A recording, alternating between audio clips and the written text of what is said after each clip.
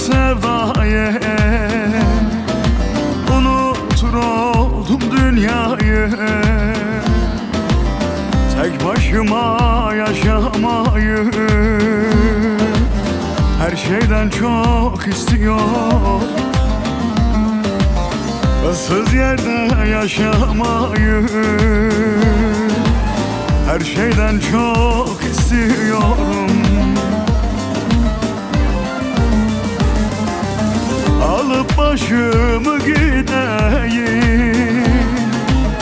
kimsesizler ülkesine, rüzgarlar beni dinlesin, dağlar taşlar yeter bana. Alıp başımı gideyim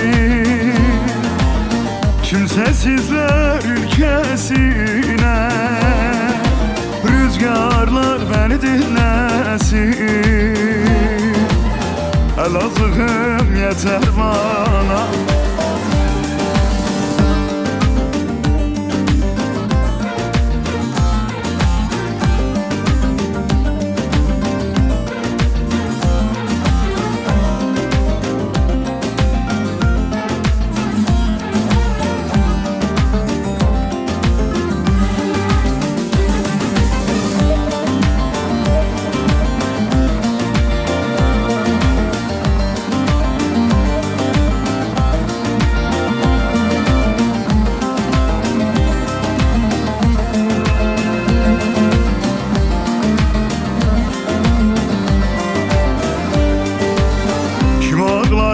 Benim ardımdan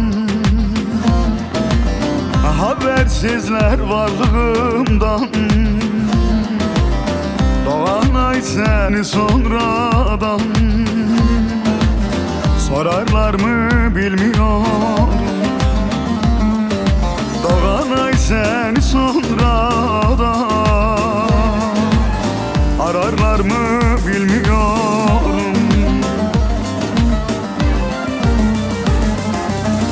Alır başımı gideyim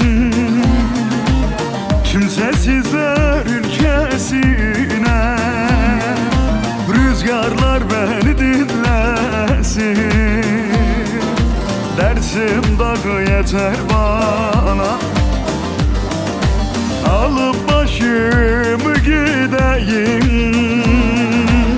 kimsesizler ülkesine, sevdiğim beni dinlesin, dağlar taşlar yeter bana. Alıp başımı gideyim